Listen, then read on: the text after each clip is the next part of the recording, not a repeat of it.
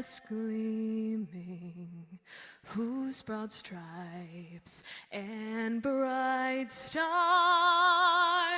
through the perilous fight o'er the ramparts we watched were so gallantly streaming, and the rocket's red glare, the bombs bursting in air gave proof through the night that our flag was still there. Oh, say does that star-spangled banner yet wave o'er the land of the free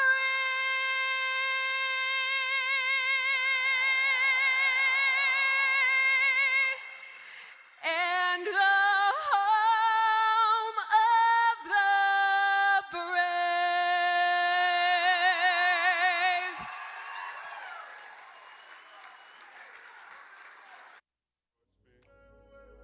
My friends keep telling me to leave this, so let's get down to business. Let's get down. Southwest. We excited? Yes. Where's my California? There we are. Yes. Let's split it down a little bit. Southern California, where are we? Yes, louder, louder. Yes. Central California? Yes, we got a small group, but they're mighty. Where's my Utah? Yes. Utah, love it. And Arizona? Got to represent Arizona. We've got a little New Mexico here too. Yes. Idaho? Yeah, Idaho. I was just there this week. Fantastic. My name is Brandon Schubert. I'm your Southwest Regional Manager. So excited to be here. 5 years later, finally on stage for you guys. First off, I want to thank our event staff. Fantastic people. If you don't know them, get to know them. Thank them while you're here. And our amazing Southwest team. Who doesn't know their field representative? Hopefully there's no one in here. Good, well let's get some cheers for our field reps. Where are they? Where are our field reps? Where'd they go? Are they in here? No? Nobody in here? Well, that's sad. We'll get them in here. Well, thank you so much. I have some announcements for you guys today. Feel free to take many photos and videos of the speakers and post them on social media. We ask that you please use the hashtag SWRC 2020 and Big Gov Sucks and tag Turning Point USA, TPUSA. Yes, Big Gov Sucks, as well as TPUSA events. If you are not using your phone for social media, please put it away. No phone calls or texts. And pay full attention to the speakers. Also, we will be taking questions, so please have questions. Thank you so much. Thank you.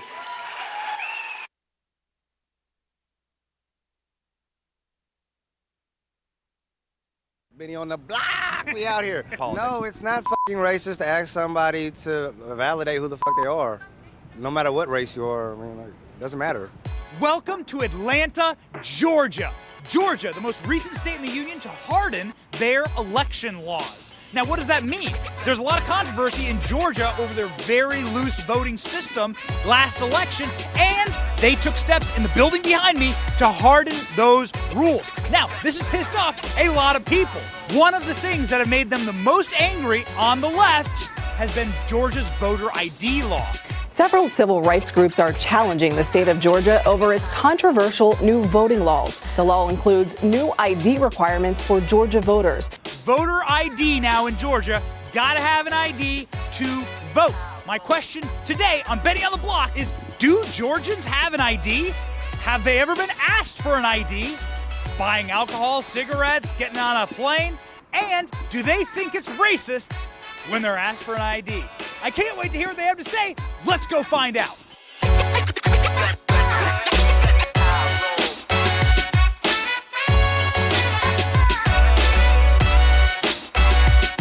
Yes, I do.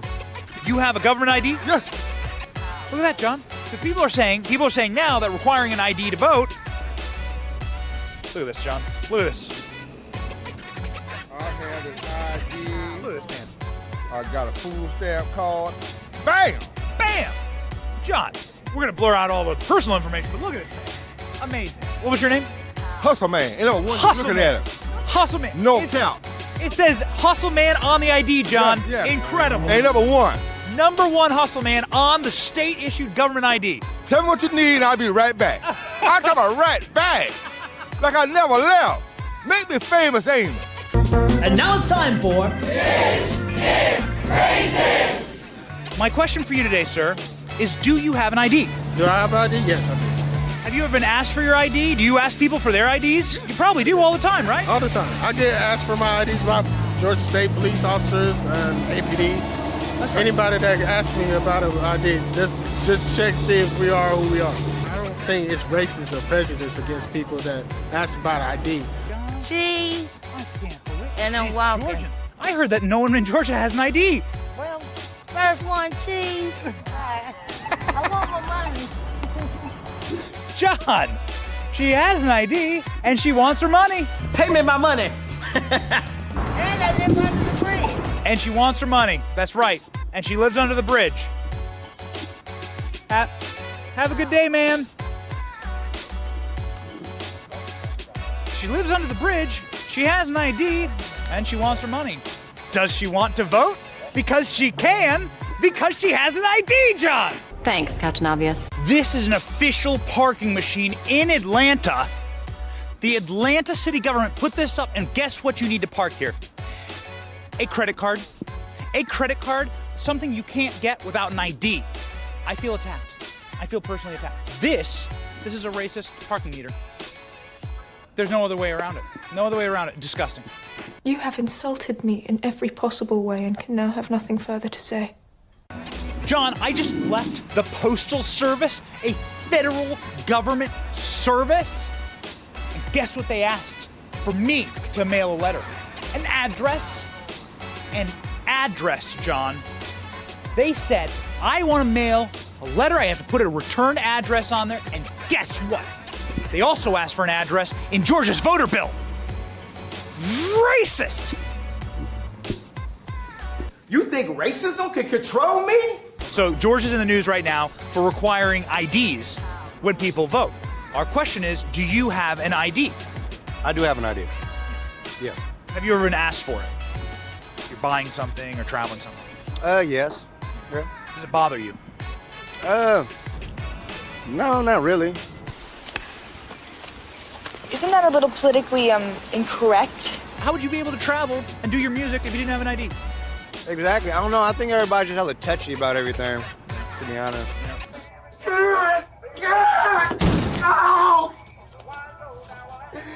Nice to meet you.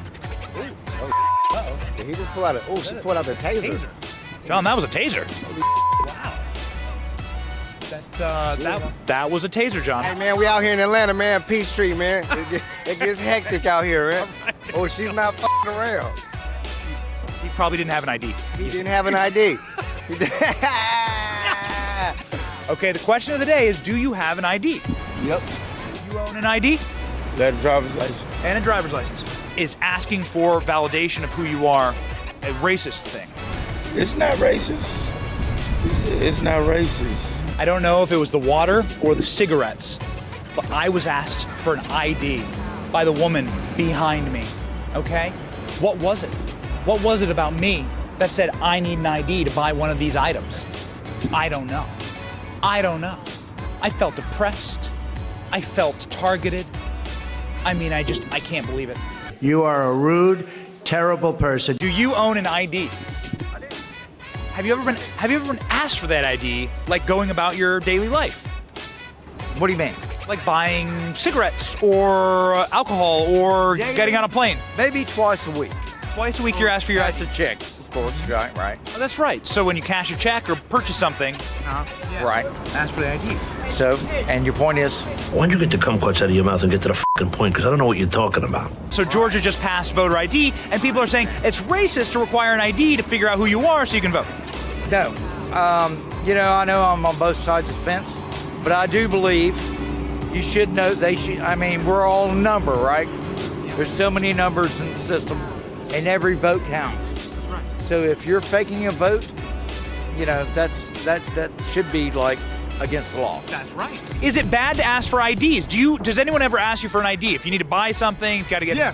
I mean, I feel kind of bad when I go to Walgreens to buy a pack of cigarettes, and I mean, you can clearly tell that I'm over the limit.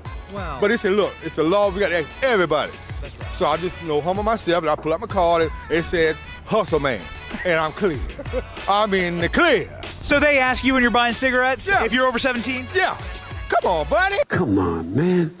Yeah. Look at that. Look at this beard. Hey, I just drew it last night. Come on, dude. Come on, man. Stop profiling, okay? The man's over 17. Georgia, come on. He's got jewelry in the dreads. Look at that, John. You see this? Real Atlanta. Look, that is real Atlanta. Oh my God, are those bottle caps? Got my Jack Daniels. Got my Corona. Got Bud Light. Do you have an ID? That's our question. Yeah. Do you get asked for your ID? Like at the store or if you're on a plane? Sometimes, yeah, you need your ID. So. John, we are here with Ariana from Georgia State University. Ariana, do you have an ID? I do, yeah. Do you feel attacked when someone asks you for an ID? No, that's ridiculous. That's crazy. Everyone has an ID. Like, it's just standard. Look at this, John. Texas. This is so triggering. This is the most triggering thing in Georgia. Libs, do not turn away. Do not look, Libs. She's from Texas and she has an ID. I want to make sure that our viewers know that I've officially handed off these cigarettes that I bought, a fresh pack of cigarettes. My favorite, they're good for you is what they say. Yeah. True. Tom, that is your gift from us. From Benny on the block. I'm on my knees and I thank you. Well, let it be known, Nurse Kate, I didn't smoke those cigarettes. I have given them to Tom. I've taken all the cancer. Right in the heart of Atlanta, everyone we talked to said they have an ID. We talked to a dozen people. Everyone said they have an ID. Doesn't matter where they came from. Doesn't matter if they live under a bridge. They said we have an ID, and we don't actually think it's racist when people ask us for it. That's been it for us this week on Benny on the Block. That's all we got. See ya.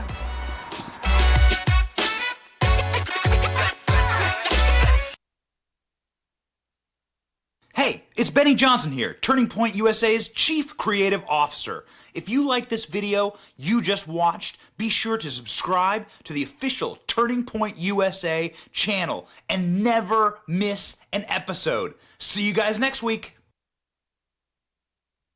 To start us off, get loud for Benny Johnson. What you know about rolling down in the deep? When your brain goes numb, you can call that mental freeze. When these people talk too much, put that shit in slow motion. Yeah, I feel like an astronaut in the ocean. Ay, what you know about rolling down in the deep? When your brain goes numb, you can call that mental freeze. When these people talk too much, put that shit in slow motion. Yeah, I feel like an astronaut. Hey, you. Hi, Mom. How we doing? Oh, my God. It is so good to see a table that's not socially distanced right here. Right in front and no masks. How dare you? Dr. Fauci is sitting right now in one of Biden's little cages where he sleeps on the border, crying, sobbing. He's watching. He's so sad. Do you have anything to say to Dr. Fauci? No regrets. Yes, we have no regrets. Because we are the happy people.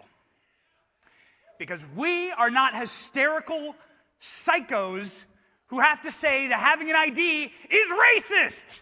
We're asking for it. Does anybody have an ID in this room? Do you all have IDs? There's a reason why we showed that clip. The reason why we showed that clip is it's becoming so easy. It's becoming so easy to make fun of these hysterical psychos on the other side. They're becoming so crazy. There was a lady who lived under the bridge, and she has an ID, and she was really happy, and she wanted her money.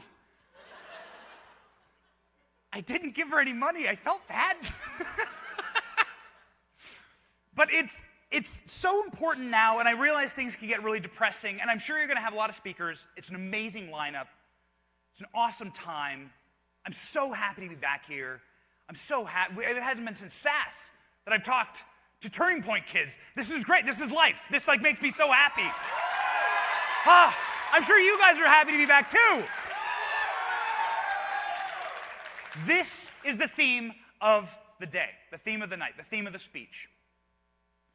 The theme of the speech is this: you libs, you hysterical, sad people, you can cry more. We're gonna stay happy.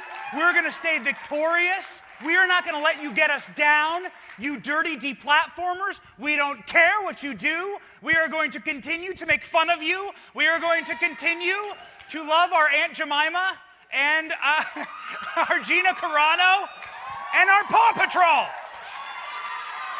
You can't take it from us, slibs. And we're going to keep memeing you. Why? Because it makes you so sad. You're so sad. Have you ever seen a sadder group of people? Like, they're allegedly victorious right now, right? They've won everything. What are they doing now? Going after the Supreme Court. Yes, crying. Going after the Supreme Court. They have to have it all. They have to have everything. They're not happy. I mean, honestly, this is what happens when you don't have Jesus in your heart, okay? And that's just me speaking as a Christian. You become an unhappy person when you don't believe in greater things. We believe in greater things. Amen. Thank you. Thank you. I brought my father here today. Thanks, Dad. We believe in greater things. For me, I believe in Christianity. That's a greater thing. I also believe in this country. I believe in our police. I believe in our military. I believe in this flag, this beautiful flag.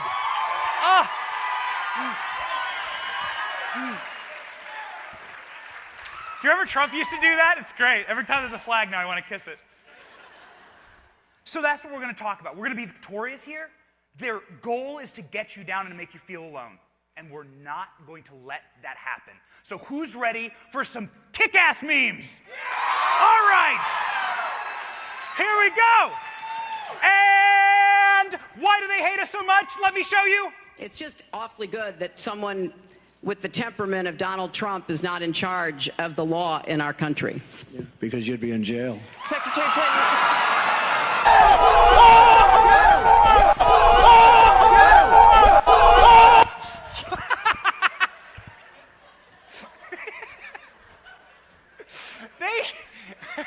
Why are they so sad? Okay, I'm asking honestly. You look like an honest person right here in the front. Glasses, good haircut, okay, fantastic. Have you ever seen the left meme? Like, have you ever seen anything remotely that good on the other side about us?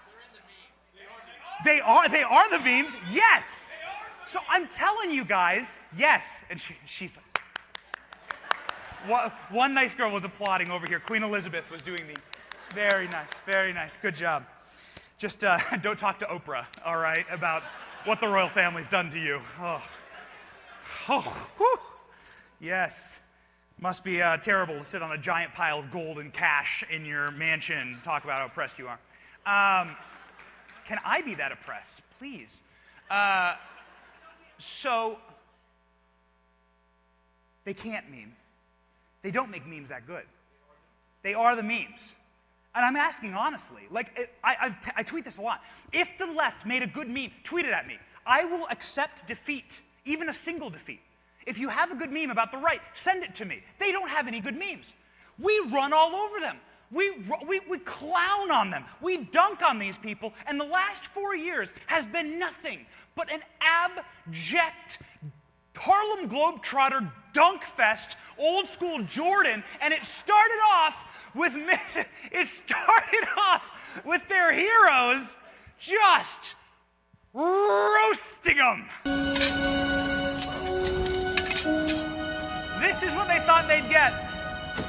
This was election night 2016. We're doing a history of memes. We built her.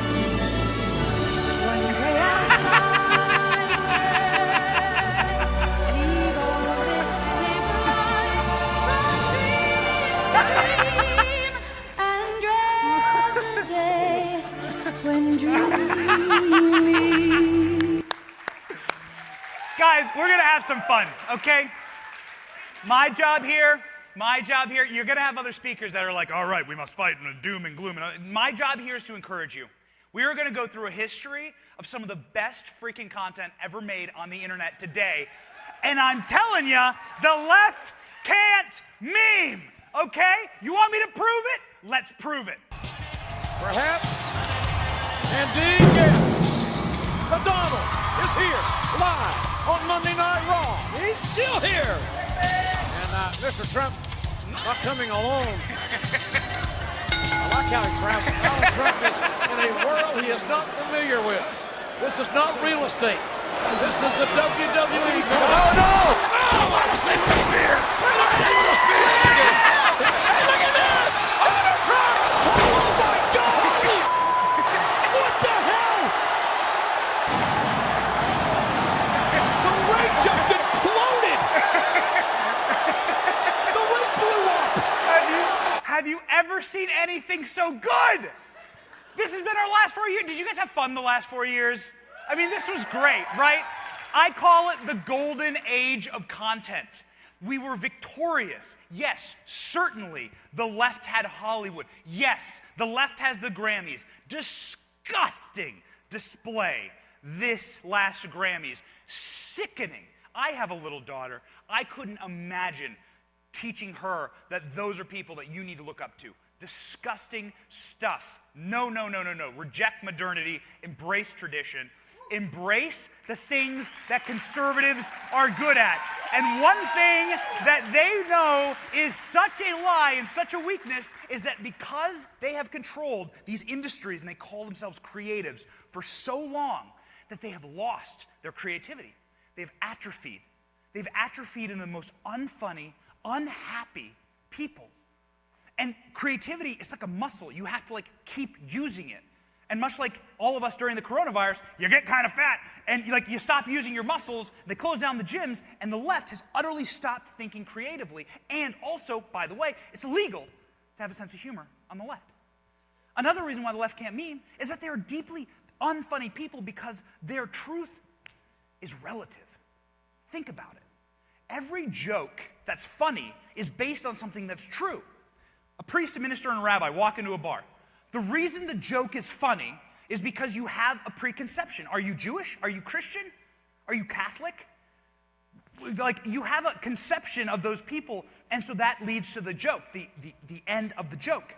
If you're on the left, you're so scared of offending someone, you're so scared of having relative truth that you have no humor. There's nothing to make a joke about because you're too worried about offending everyone. So that's why we are the only people that have creativity. We are the only people that can make content like this.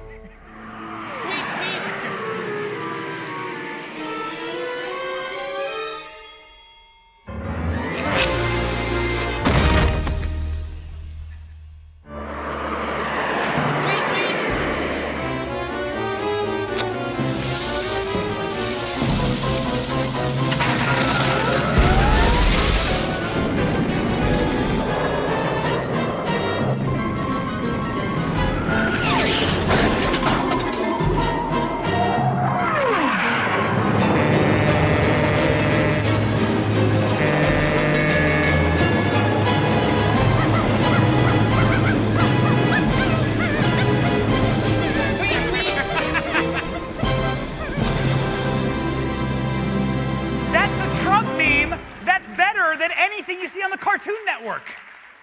Made by a Trump memer, a guy who used to work in Hollywood, who was so disaffected and sickened by the lack of creativity on the left, he came to the right to make memes. And we embraced him and gave him love with retweets and shares, much like we embrace and give memes like this love. The final one I'll show you from the Trump era. Get ready, people. Any Terminator fans in here? The Terminator.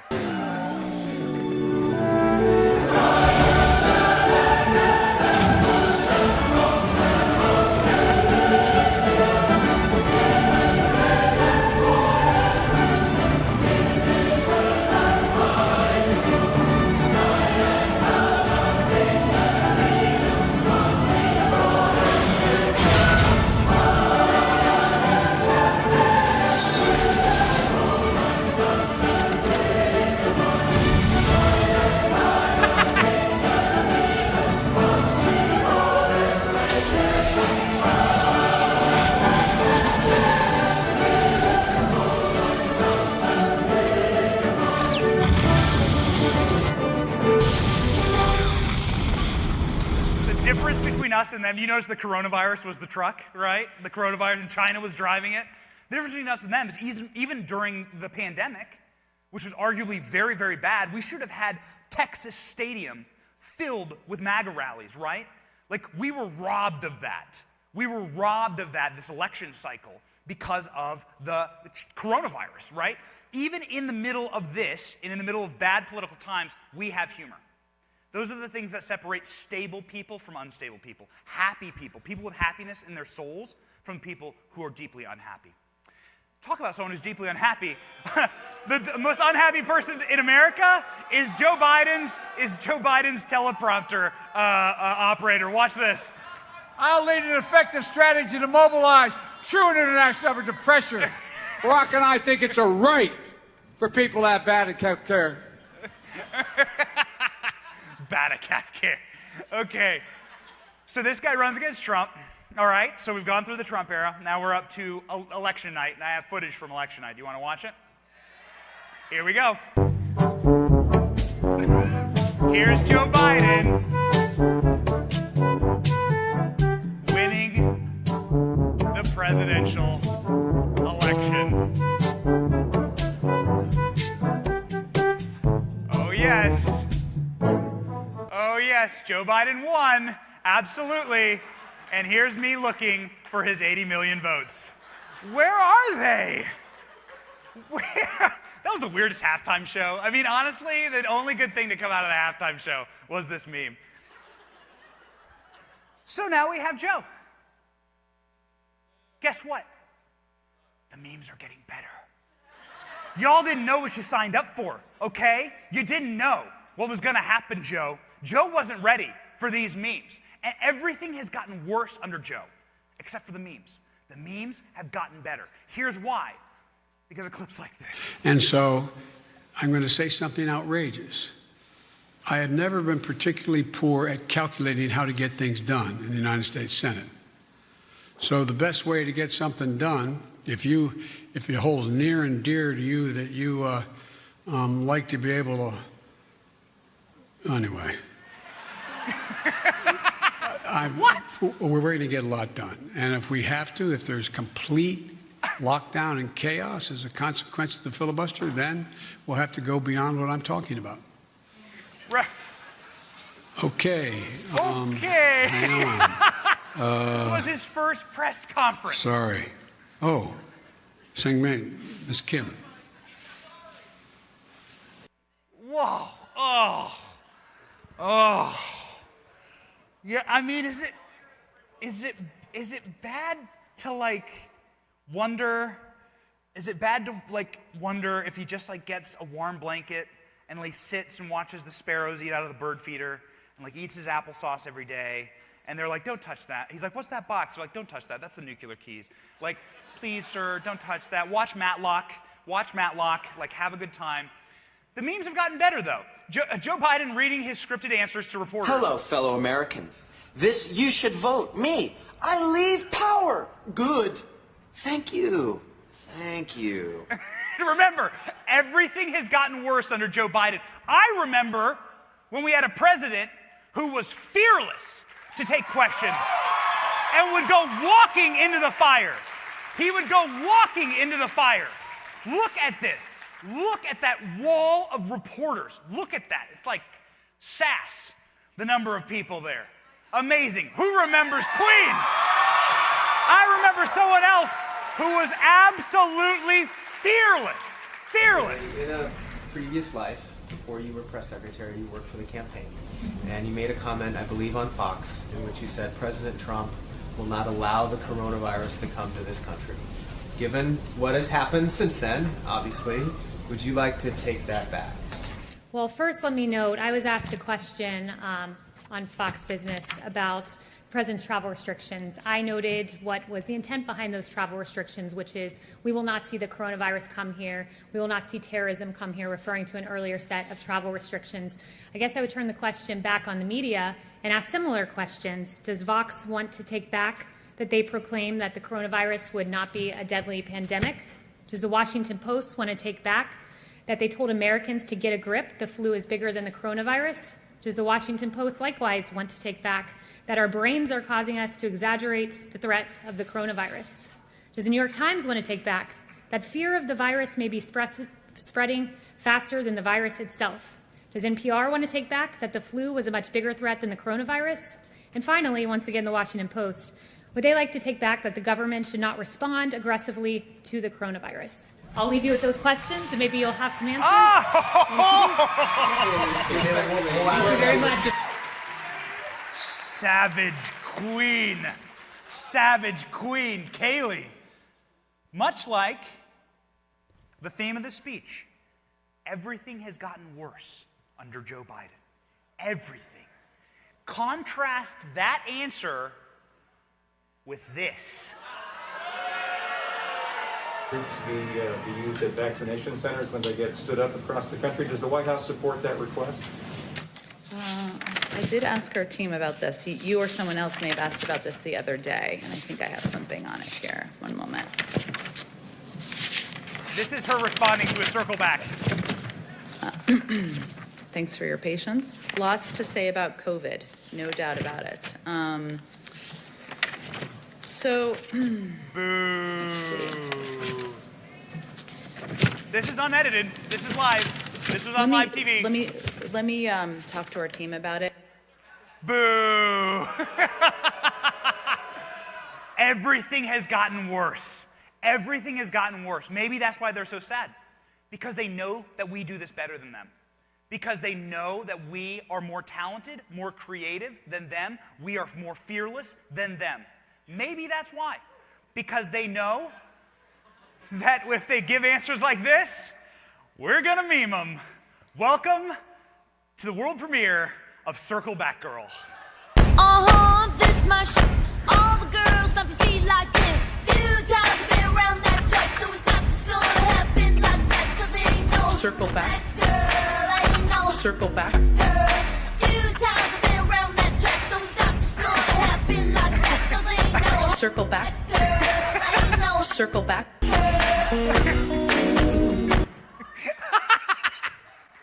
I'm sorry. It makes me so happy. Circle back, girl. Here's a photo of Kayleigh McEnany's briefing binder. This is a real photo. Sarah McEnany's briefing binder. This is her binder. This is a real photo from the same Getty photographer of Kayleigh McEnany's binder. Circle back, circle back, circle back. Okay, not true. Kind of true. We just added circle back to all the tabs. What a disaster. I mean, what a disaster. At some point, you start feeling bad for him. I mean, at some point, you start feeling bad for him. I saw this on TikTok. I don't know who this girl is. She's great. TikTok, TikTok. I'm not on it because it's Chinese spyware. But I saw this. I thought it was great. I don't think you bitches get it, okay?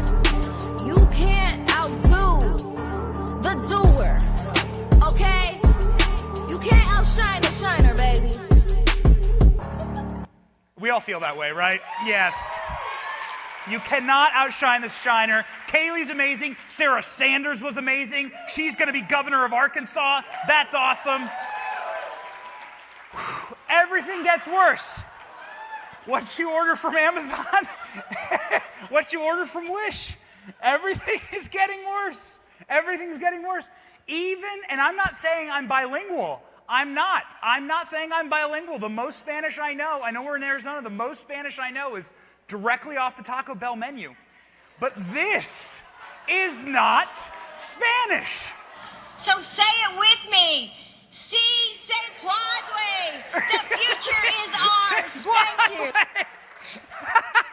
Does anybody speak Spanish? Anybody speak Spanish? Who speaks Spanish? Someone speaks Spanish, come up here. You have your hand up. Yeah, come here.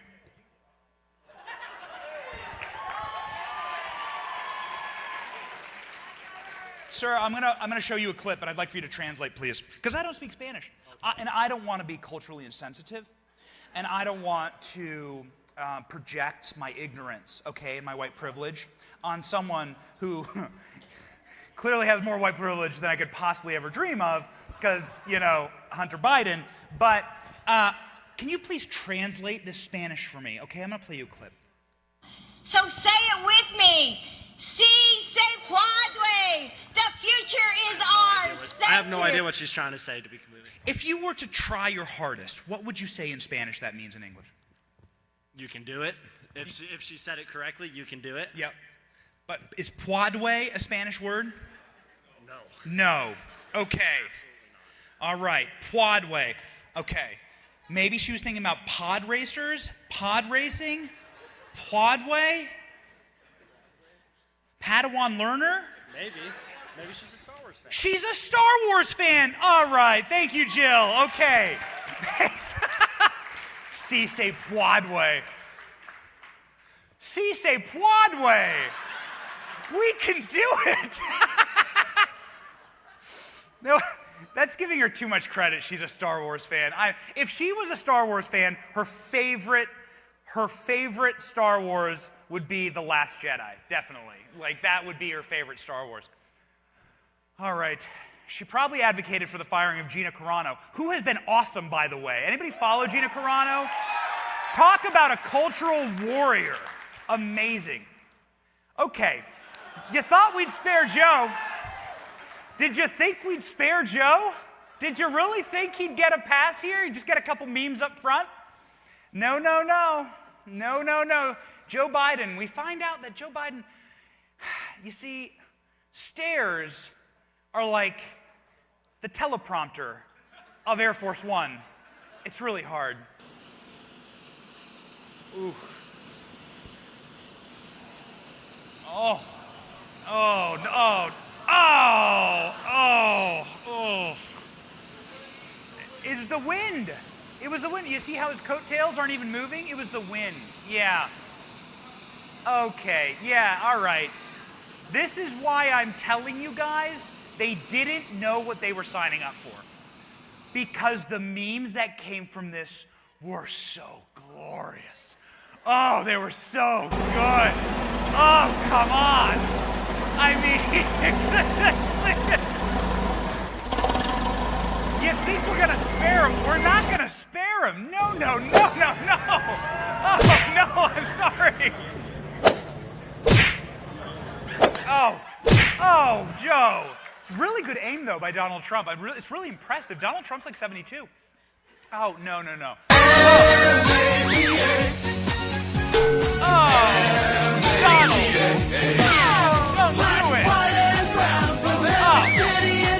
Oh, and Hillary, too? Oh, my God. Donald. Oh, no. We have more. Wait, how did this get in here? This is out of order. To ask the Ukrainians to help them cheat an election. And the complaint that I've heard from Republicans Eric Swalwell? all last week was that you don't... Pooping his pants on live TV? Oh, that's so humiliating. So gross. Why would he do it? Oh, no. Was that what he was falling over from? No, no. They said it was wind. They said it was wind. I'll show you how a real president acts in wind. I'll show you what a real president does when there's wind. When it was a really windy day, Donald Trump went and got the Marine's cap. You guys remember this clip? took time out of his day, went back twice to go get the Marine's cap. That is how a real president acts. I'm sorry, guys. The Swalwell thing, I've tried. I have a Newsmax show. I have worked the Swalwell fart joke into my show we don't talk about it enough. That he pooped his pants on live TV. We just don't talk about that enough. No wonder he's such a sad, little, crazy, angry man. So this is how Joe Biden gives speeches now, because of the wind. All right, very important. This is the new campaign logo. Brand new campaign logo for Joe Biden. He says he's running again in 2024. Can you guys wait for that? That's going to be great. He's running again in 2024. He's even released his first ad for 2024. Did you guys see this? First ad with Lady Gaga for 2024. We're so excited about it. And I know the effects, the aftermath, the trauma, psychological, physical, mental. It can be terrifying, waking up every day feeling unsafe in your own body. But we're here to remind you that it's important to reach out to someone in your life that you can trust and to know that they will be there to help you. There will be someone to listen. Because you know what? It's on us. Visiting angels, America's choice in home care.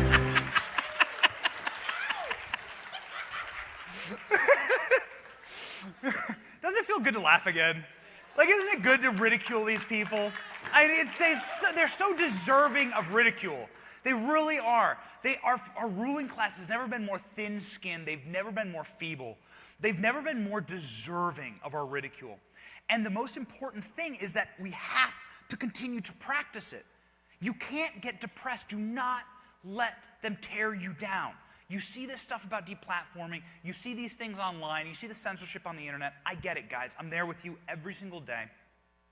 The reason that ridicule scares them so much is because these people truly have nothing but power, and that's the only thing that they go for in life. That's the only thing that they're driving toward. And when we all laugh at them and make fun of them, right? And make fun of them for being such losers, because if you spent 47 years in public office, you're a loser, man. Like, you're a loser. Go create a job somewhere, all right? Go do something good for your community, okay? Go do something, all right? You're a loser. And when we make fun of you for being a loser and we make Whispering Angels ads about you, it defangs you. That's why the first thing that happens under tyranny is they take away your right to speak. They take away your right to make fun of. They take away your right to ridicule. And so it's so important to practice that. It's important to practice that, and it's also important to show people that we don't need the establishment corporate media to celebrate our heroes. They have $1 billion corporate media complex to shove celebration and praise and glory onto their people. You see this disgusting Hunter Biden, Jimmy Kimmel stuff, like his little book tour. This guy should be in prison. This guy should be in jail. All right? He lied on a NICS form to get a firearm and then allowed that firearm to get discarded into a dumpster. Could have been used to kill someone. That's illegal. Joe Biden's coming after your guns. Joe Biden says you're not responsible gun owners. I promise you this, if any of you, any of your moms, any of your dads who share my memes on Facebook, if any of them had lied on their federal NICS form and then thrown the gun into a dumpster, they'd be in jail right now. They'd be in jail. And the thing that separates us from them is that we are honest people, we are good people, we are moral people, and scumbags like Hunter Biden should rot in prison.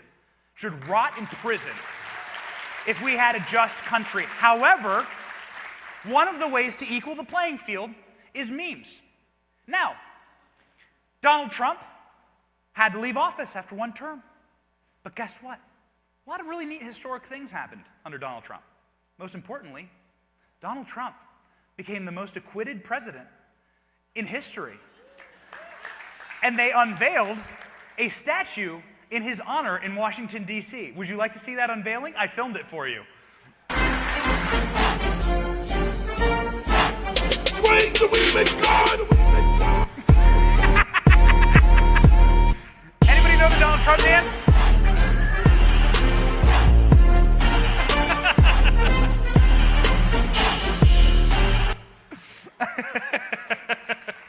That one made them so angry. And then Eric Trump posted it, and they got so upset. Oh, they got so angry. Why? The why. I'm about done here. We're going to take some questions. But I want to talk to you guys about why. Because the why is really important. Why do we do what we do? Why are memes important? What is a meme? What is this? This is us connecting, right? So when you share my meme, when we all get in a room, we laugh together. When we laugh together, even the hardest dudes here have laughed at something I played for you tonight. When you laugh, your brain gets washed in a flood of chemicals. Serotonin, oxytocin, the chemicals that bind you together, that make you happy. The chemicals that you have when you hold a baby. The chemicals that you have that make you a good person. Laughter is healthy. When you're happy with a group of people and you're connecting with them, that's why these events are so important. You'll meet lifelong friends here. Has anybody met a friend at a Turning Point event? And you've been friends, you've been like besties now? You're like besties, right? This is the value. This is the value. We can't do this every day, but guys, I can publish every day, and I can show you that we're in this together. And we can what they want to do is separate us. They want us to feel alone. They want you to feel isolated. And there's even like a little couple here snuggling in the front. Oh, they're like, oh, wow, oh my gosh, he's got his arm around her. They're like, wow, bring it home, Benny. Preach, hallelujah. Watch out, you'll get an Eloise. A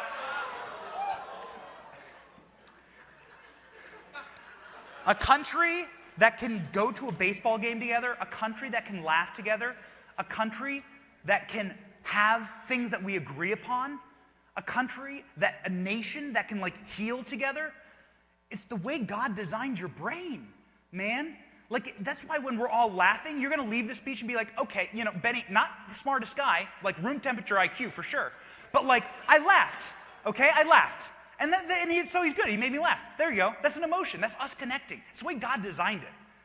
And when the left sucks the laughter out of their movement, and they suck the joy out of their movement, and they're so sad, I mean, my God, they like control a lot in Washington, D.C. I live in D.C. They control a lot in that city, and they're more miserable than ever. They're more miserable than ever. They're like Meghan Markle, man. You become queen, and then you just become so upset. So why? We do this and we laugh, and we must continue to laugh because of the next generation. These are cultural things that we're preserving. When we're making memes, when we're laughing together, when we're connecting at these events, I'm amazed. Look at this. All the way back. Every seat filled. This is awesome. All the way back. Every seat filled. Not a single seat in the house. This is amazing. I mean, some people, they're really cuddling, so you could squeeze someone in right there if you wanted to. Someone else, if someone needs a seat, you could squeeze in. When you have a child, and I've become a father. Eloise turned 9 months old yesterday. Little 9-month-old. When you have a child, you realize something. That all children, regardless of who they are, what color, how much melanin is in their skin, no matter what neighborhoods they're born in. I do not live in a nice neighborhood in D.C. I live next to a crack dealer. If you follow my Instagram stories, you'll hear the wonderful stories of Eugene and Bang. Eugene brought Eloise a gift, by the way, for her 9-month birthday. It was a photo he got out of a dumpster. Eugene does do crack. Love the guy, but it just doesn't matter. You realize something really special is that God created us as unique and precious human beings, and that there isn't a single bad, angry, vicious bone in our bodies. That stuff is learned. That stuff is learned from a garbage culture that wants us to hate each other. And we don't hate each other. That's what's crazy. 99.9% of the country love each other. and don't give a damn what your skin color is, or what your gender is, or even how you identify, whatever.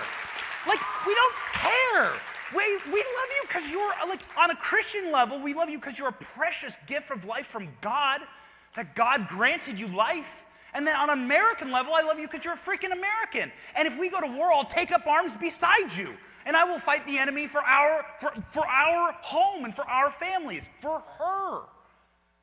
And so therefore, I love my fellow American.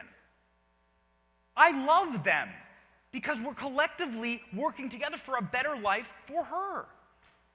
And geez, she's really cute, man. And you don't want her to have a bad life. I don't want her to have a bad life. So why do we post memes? I know we got a little bit like philosophical here. That's why. I post memes because the more we connect and the happier we are and the happier our movement is and the more joyous, happy time that we can have together laughing, the better future I'll have for my child. Because all of us collectively are going to save this damn country, right? Yes!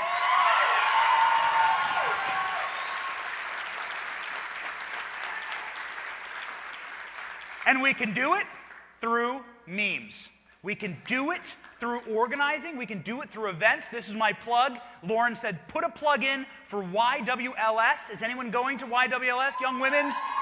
It is going to be savage year. It's going to be awesome. Go to this event. It's going to be amazing. These turning point events give me life. There's a lot of demands these days. The thing I will never miss is events with y'all. I love y'all, okay? And this is so important for us to meet. It's so important for us to share memes like this one. Mistakes. We have happy accidents. So today, let's have a happy accident and see what we can make out of it. I'm just going to grab this and lift it upward. Let's just lift upward and blend this out. Just lift it upward. I'm going to get all those scrape marks out. Just blend all together. We don't make mistakes. All right, guys, I have one final video to share with you, and it is certainly the reason I'm here. And the reason I'm here is to provide you with encouragement. I want you to truly walk away here encouraged and know this. Like, I am fighting along with you.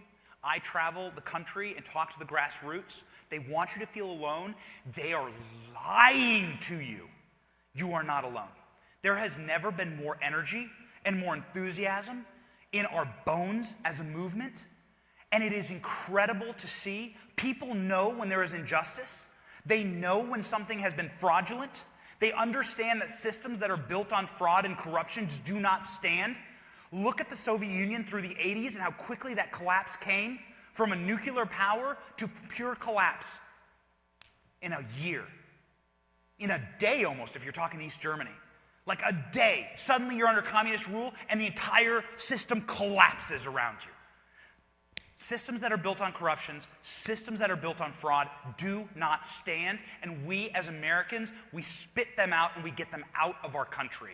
And there is great energy in our movement. And it is all centered around one thing.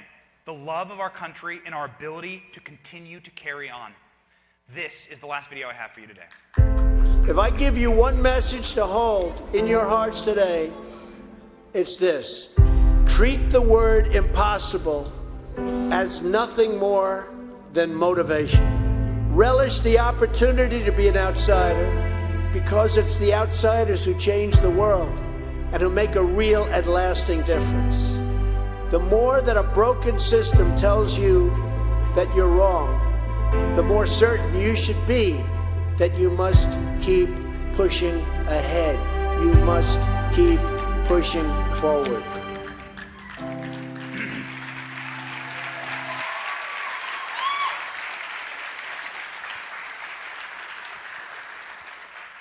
A quick word on that video. The person who created that drew it by hand. Took him 8 months to draw by hand every single sketch and put it together. This man is an absolute artist, and he created that for you.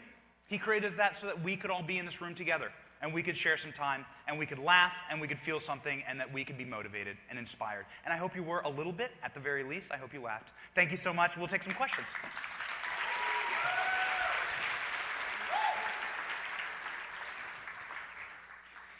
Or not. Yeah? Yes. I don't know. Do we just yell them? It looks like I got a couple minutes left. Or not?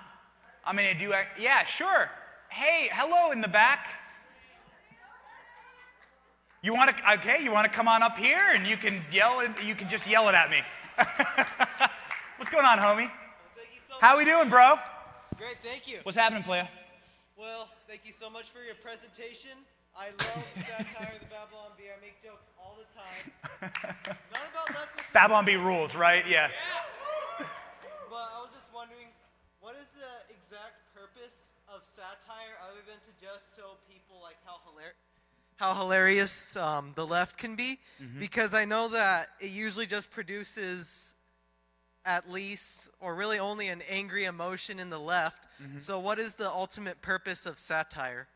Wonderful question. Incredible question. The ultimate purpose of satire is ridicule. And the highest form of human communication is humor, the ability to connect and laugh with people. It's also one of the healthiest forms of communication.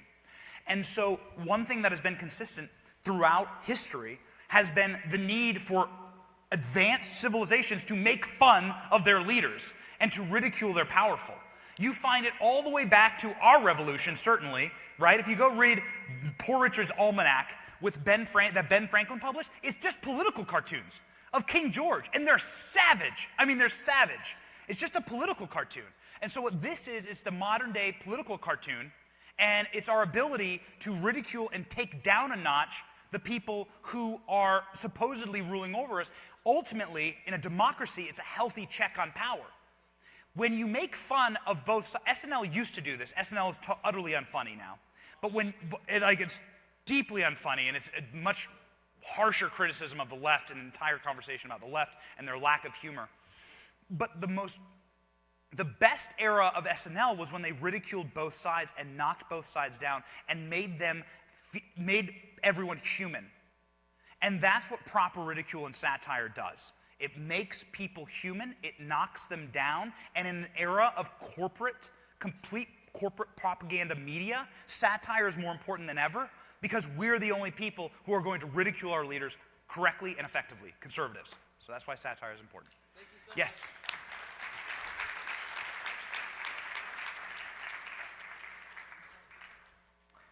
Okay, I guess if the mic can be right up here in the center, then it'll be like a.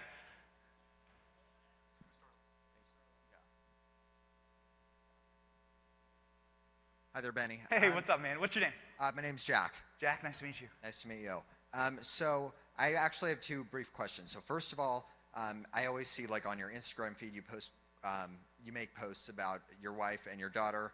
And you always say, men be upstanding and, all that. I really, really admire that. I just want to say I really deeply admire that. And I really think that a lot of young men need to follow your example. And I want to know, in your experience, you're welcome. And in your experience, what does it mean to you, for myself and for all the other gentlemen here in the audience who either are husbands and fathers themselves or will someday find themselves in that position.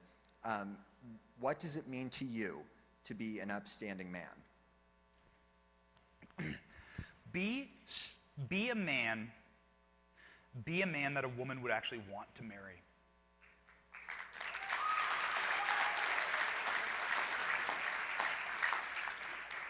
I mean that because there's a reason why marriage is in the Bible. There's a reason why they say we're the bride of Christ. And I'm a Christian, so I'm going to look at things through my worldview. I'm not saying you have to be a Christian to see it like this. But oftentimes, marriage is seen as something that is, in the Christian tradition, during a marriage, it's a holy union that God blesses. Because that is the way that traditions and values get passed down. I'll say this, and it's horrifying, and I don't like being dark. There's a lot of darkness in the world, and so I think it's more important than ever to laugh at funny memes and jokes and things like that. There's a lot of tragedy these days, and there's a lot of broken people. And I'll tell you what, man, I see it in my neighborhood all the time. I live in a majority-minority neighborhood. I coach a football team, and there's a lot of young boys without dads. and you could chalk up an enormous amount of the trouble that people experience in this country and in this world to fatherlessness. To fatherlessness. To cowards. Men who leave their children. Who leave the women that they have a child with. And think that there's something better over in the field. There's nothing better. I am telling you, there is nothing better. There's loneliness and regret if you abandon your child. And there's something that is going to be inside of you that grows. I'll tell you guys this, and try to not get emotional. When you hold the hand of someone you love, and when you go to sleep next to someone you love, doesn't mean you have to be married, but this is science, okay? A lot of scolding about science these days. Okay, here's science for you. When you go to sleep next to someone you love, your life gets longer. It lowers your heart rate. There's actually a chemical reaction in your body when you're sleeping next to someone who adores you and who you love that puts all the tenseness in your body at ease. Science has studied this. This is a Stanford study, if I'm remembering this correctly, that talks about the value of being in a relationship.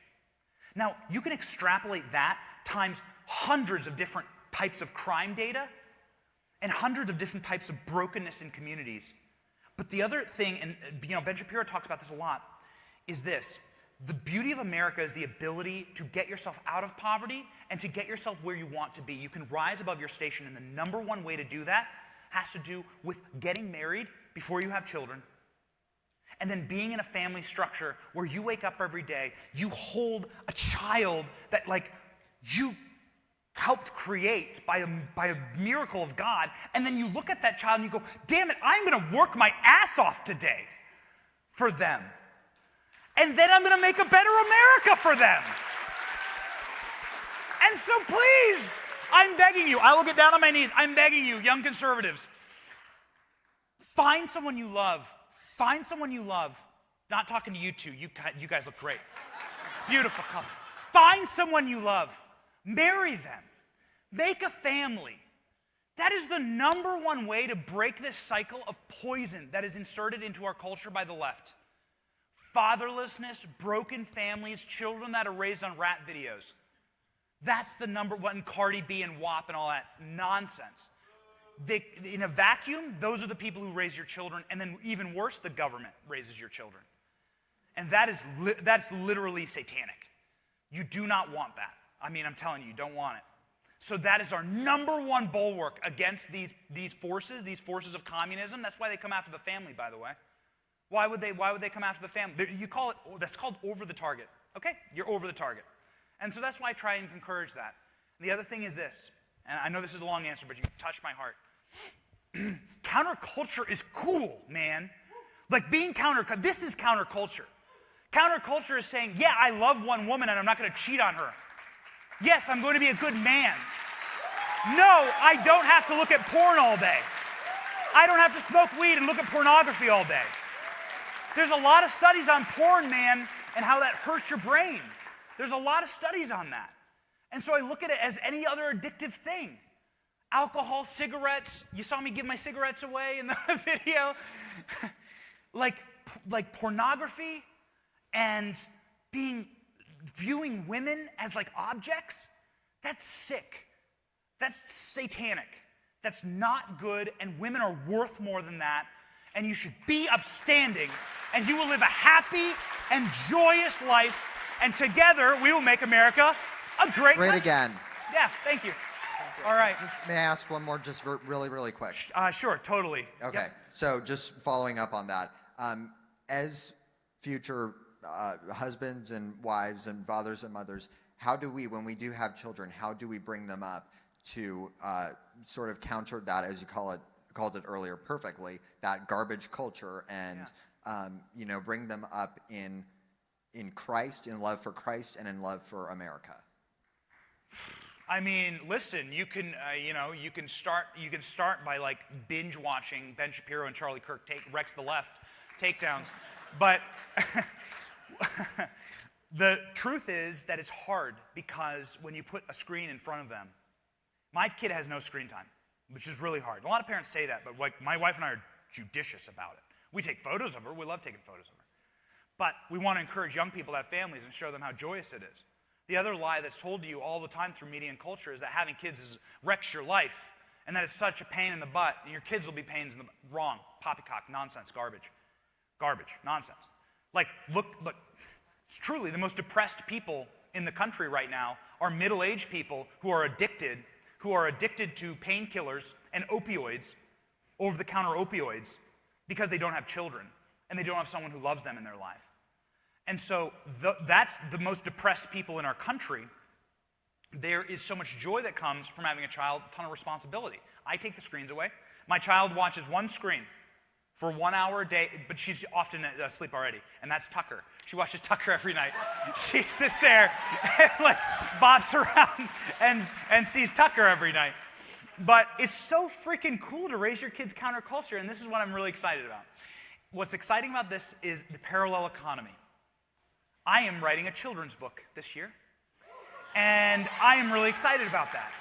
This is the way you create culture. Conservatives need to create their own culture. Stop complaining about the garbage that they're doing and create your own memes, create your own videos. And you're seeing that a lot. Create your own payment processing system. Create your own credit cards. That's fine. You people are going to pull the All-Star game out of Georgia. Okay, there's a million different ways to skin this cat, but you definitely are crossing the Rubicon here by telling us that we can't have that you hate us, right? That you hate us and our culture, and we can't have these things. I mean, guess what? The reality is, like, that when you have a child and when you're upwardly mobile, when you're married and you're working hard, you're going to become middle class. You're going to become their customers. And they're going to be begging. I'm telling you, the backlash is coming hard. I know of a ton of projects right now. I'm involved in so many projects to create the full parallel culture and economy for conservatives. It is way down the road. You're going to hear such incredible announcements coming soon, and it's going to go beyond pillows. I mean, I love my pillow, don't get me wrong. But, like, we need more than just pillows. It's going to be full-on Chick-fil-A level, like, come eat Jesus chicken, okay? And you know what? Enjoy. The last thing I'll say to this is, that's how you can raise, garbage in, garbage out. I can't believe I'm saying that. My mom used to say that all the time. I don't know if your guys' parents say this to you. But if you can choose, you're like in charge of your kid. You can choose what they consume. And so if conservatives are providing good opportunities and good alternatives, then you can have them consume those good alternatives. And so let the MLB have their stands filled with like screechy cat ladies and like sad, miserable, like single libs in their 50s who have nothing to do but cry and post their garbage memes that aren't even funny, and get roasted by us. That's fine. Fill the MLB stands with those people. You will have a miserable game, all right? And so, yeah, that's fine. Okay, we can create our own culture. And by the way, we're better at it than you. We're actually the happy people at the party that people want to be around. Us conservatives are the cool, happy, attractive people at the party. Yeah, that people want to be around. Thank you. Thank you very much. All right. God bless. I'm sorry for the long answer there. It did touch my heart. It's something I really care about. Hey, Benny. Said. My name's Carson Carpenter, and I have one serious question and one silly one. Okay. So the silly one is, are you going to send Hunter Biden an 8-ounce thing of Parmesan cheese? Oh, yeah. Okay, yes. Yes, exactly. Listen, man, that's the one thing I have in common with Hunter Biden. I would absolutely search my carpet for more cheese. I love cheese. I love Parmesan cheese, okay? I would be down there. The thing is, I wouldn't smoke it, all right? Parmesan cheese goes really well on pizza. The pizza I'm not allowed to have because my wife says I got fat over a coronavirus lockdown. And the serious one is, should Dr. Fauci be held accountable for lying to the American people about coronavirus? Yes! I mean, yes, of course. You're seeing this right now. Okay, so there's something that happens when a big event happens, okay? I'm going to use 9/11. 9/11 happened, and I remember the days after 9/11. I know now it's pushing 20 years now, right, for 9/11. Some of you may not have even been born. But for those of you who were around, you will remember there was nothing but chaos afterwards. No one knew what was happening. My school in Cedar Rapids, Iowa, got locked down, and we thought our school was under threat for some reason. Why? Because there's a lot of chaos and panic that happens when a big event occurs. And so when the coronavirus hits and there's a big event, people can be forgiven for a little bit of okay, you got it wrong, right? And the president's copped to a couple of mistakes. Fine, whatever. The problem is when you see the data and then you continue to lie for power. That's the issue. And that's what Dr. Fauci is doing. He was exposed yesterday by Jim Jordan and Steve Scalise, roasted, and good on them. And his lies are being exposed, and he's being exposed as the petty tyrant in D.C. What's the sign of a tyrant? The sign of a tyrant is this. What did George Washington do? They wanted George Washington to be king. They wanted to anoint him king of America. This was John Adams' idea. They asked him to run for a third, fourth, fifth term. They wanted him to be king, and George Washington said, absolutely not. Read his speech when he leaves office. He said, I am not a tyrant. I refuse to continue this legacy of tyranny that we just got the yoke off of. The sign of a tyrant is when you take away their power and you hear like they scream and they lose their minds, right? And that's what's happening in blue states. That's what's happening to these tyrants. When Dr. Fauci is presented with the data from Arizona, who got rid of their mandates, which is awesome, with Texas, Florida, it's amazing. You go down to Florida. I mean, I land in Florida I land in Florida for SAS, right? I have like like in DC. In DC, it's like, it's just Nazis. I mean, they're just like mass Nazis everywhere. People walk to the other side of the street. They hiss at you. Some lady I have on my Instagram, some lady comes running up to me, gets into my social distance area to scream at me without a mask about not having a mask on, right? They're psychic. It's psychotic. It's psychotic. It's a cult. And like you land in Florida and like I'm all masked up and I'm all nervous about everything and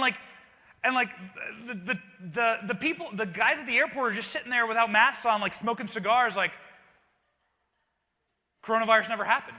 It was amazing. Like the culture down there was a personal responsibility, and that's the opposite of a tyrant. The opposite of a tyrant is personal responsibility, allowing people to make their own health choices. Allowing people to make choices for them. And that's what's most important, right? I don't care if you mask. Good for you. If you get the vaccine, if you get the 20 vaccines, get them. That's awesome. That's you, dude. I make health decisions for my family too. Where tyranny comes in is when you force me to do things, right? Against my will, because it's my body, my choice. Where the hell did that argument go? Oh, wow. Oh, I forgot. Use their words and their arguments against them. And so, yeah, that's my take on that.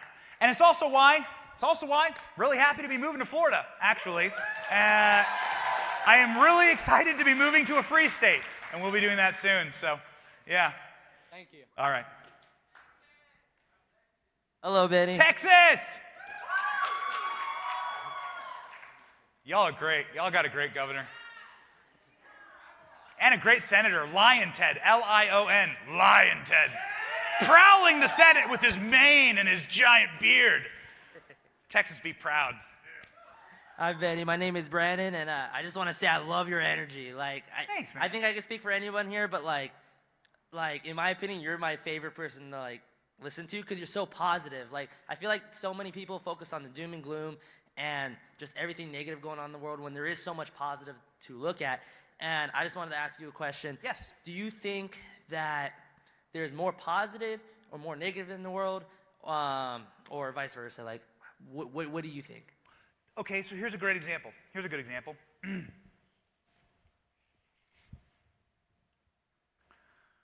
Americans, your people, you are an American, I assume. Are you an American? I am. Okay. I'm going to give you some statistics. Your people, our people, donated, here's one statistic for you, donated out of our own back pocket, out of our own money, we generously donated over $500 billion last year. $560 billion from our families went to impoverished people around the world who we will never meet. We donated to them because we cared about them. We'll never meet. We'll never see them. We'll never see the food, the children that literally survived off that aid. Now that's, by the way, that's not compulsory. I have a gun to your head donations. The government does that. That's you deciding to give because you're a good person. Because you were raised by good parents who taught you to give of what God gave to you, like to others. And we decided to do that collectively as a country. Do you realize that that's more than the next 10 countries combined in generous giving? That's our people. That's us. Those people that money went to, they don't look like us. They probably don't even speak our language. But we decided to give to them anyway because America is good people. America is a great country because America is made up of good human beings, good people. If you walked outside today and you saw a young boy or a young girl with different skin color from a different part of town that you've never met and they were stuck in a cactus, would you go help them? Yeah, of course you would. Would you walk by and go like, they don't look like me? These racists, they're the racists. They're liars. They're liars. They're liars. They are the racists. They're racist. They're racist because it gets them power. They want you to feel bad because of the color of skin that God gave you. Do not buy into it. No, God made you perfect. God made you perfect exactly how you are. And the amount of melanin in your skin does not mean you're a better or worse person. And it actually means that as Americans, as a country where I grew up, like with a Michael Jordan poster on my wall, right? Like as a country, we're more apt to actually help people that might be different than us. Because we're like, hey, wow, I've never interacted with this person. Maybe they're in need. And because of that, we donate, back to the point, we donate $500 billion out of our own back pocket to people who probably don't look like us, who probably don't speak like us, who we will never meet. And so, yes, there is more good in the world, and specifically in this country, all right? Because this country was founded on the right principles. Thank you. Last question. I was hoping this guy would ask a question. Look at his hair. This is amazing. Beautiful, long, Legolas hair. Oh, wait, it was all guys. We have to get some girl, one female to ask a question. Okay, can we do like 2 more? Where's Lauren? Is she gonna yell at me? Do like 1 more, 2 more. Okay, 2 more. My name is... Yeah, come on. All right. Lauren says yes. Excellent. Wanted to get to the ladies. I didn't want to take too much of the time. But, Okay, Lauren says no, yes. I'll be really fast. Okay, quick. My name is Samuel. This is my first Turning Point event. I'm 21. I'm glad to be here. I'm glad to be hearing you. Man. I've been off Facebook and Instagram since about last summer, and I deleted Twitter and Snapchat in January when they took Trump off the platform as the final protest. With all the buzz, headlines, news, just everything you hear about new platforms coming around, Trump is supposedly supposed to start a new platform. Mike Lindell is starting a platform on Sunday called Frank. Yep.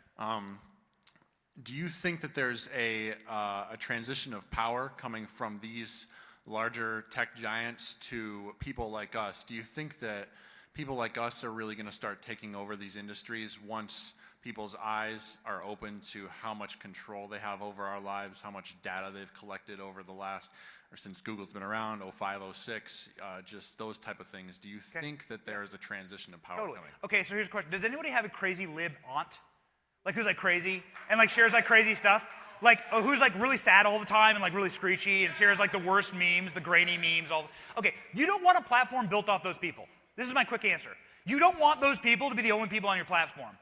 So my advice to Instagram and Facebook and to all of you is that like the reason that everyone here is on these platforms is because of creators, and we work our tails off to make content for you and to keep conservatives happy. In our absence, you saw like Twitter users plunge, the value of Twitter go through the floor after they banned Trump, right? That's 80 million followers. That's an enormous amount of engagement. And so you like, be careful what you wish for, man. Like, do you want to be unemployed? Do you want your platform to crater? Because if you take away the conservatives and the real energetic like content creators, your platform will be nothing but liberal aunts and cat ladies who are just like miserable altogether. I mean, it'll be awful, right? It'll be terrible. So be careful what you wish for, dudes, all right? Be cautious. Do not mess with conservative creators because guess what? You're not the only person who can build a social media platform. Yeah. Thank you. Okay, really quick. Let's see if I get the hook. Hi, I'm Grace. Do you think there's a part, or a point where we're going too far with the memes? Like, when should we stop? Oh, totally. Like when there are memes that are racist, there are memes that are actually offensive, there are memes that are needlessly cruel, just like all content. And so you have to make sure that there are fringes, and you acknowledge those fringes. You don't want to be part of it. There's always been fringes on the left and the right, and you don't want that to effectuate your movement. So you have to be cautious and careful that you don't touch those rails. Like, there's times also when, like, you don't need to be needlessly painful to people, right? Like in Joe Biden, I'm a little cautious because literally he's in total mental decline and complete cognitive decline. And you're almost like, I heard it in the audience today with some of the videos. People are like, oh gosh, oh my gosh. Like, you wanna be cautious there, and most importantly, you wanna know that, like, what you share on your social media page reflects you. Employers can see it, people can see it. So make sure that the content you're sharing, like, reflects you, your worldview, your energy, and your positivity. That's why my page is mostly memes and funny ones, right? That's like who I am. And if any employer or someone looks through that, they're like, oh, okay, Benny's like the funny meme guy. That's fine. Yeah. So just make sure, you're not sharing things that are deeply offensive or wrong or like cruel, because then that kind of reflects who you are. Your social media feed is a reflection of your soul. I mean, it's a reflection of like what you care about. That's why, to this young man's point, I see a lot of my family on there because I love them. And I want people to see that, like, I love them and encourage them to have families themselves. So, yeah, just be careful. Yeah. Yep. Thank you. Really quick, shout it. Okay.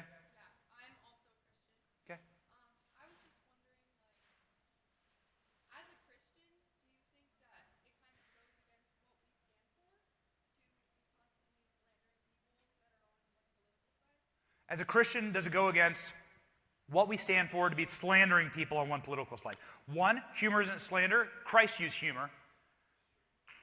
Christ ridiculed the powerful and the elites of his time. He ridiculed the people who had taken over the church and who had taken over the government and who had abused those systems to crush the people who were trying to worship and live their lives. So absolutely not. No.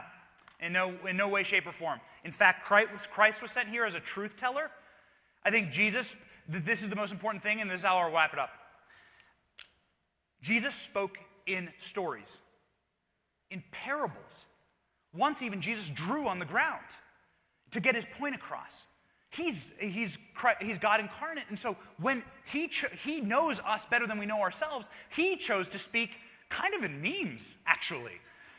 Jesus chose to speak in memes, and he never went after the little people, the poor, or the sinners. He went after the powerful and the elites, and the people who were corrupt, and who were corrupting the church and corrupting politics for their own gain. That was this direct target. Jesus was always over the target there, and so that was who he went after, and he actually used memes, and he used parables to tell stories. We're storytellers. We're a creative movement. We like art, okay? And so keep telling parables, keep telling your stories, keep using art, keep memeing, guys. The left hates it. Be encouraged.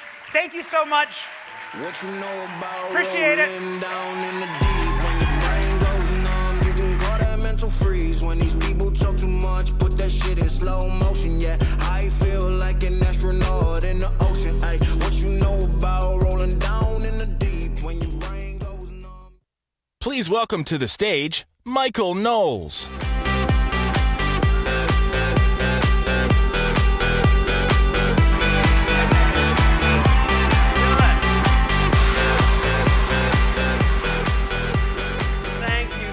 Much. So good to be here with all of you. All right. Oh, man. Thank you, as always, to Charlie and everybody at TPUSA for having me. To be back here all together without muzzling ourselves, that's great. Oh, yeah. Without having to obey the ever-changing dictates of that power-mad jerk, Dr. Fauci. Oh, man, that's great, huh?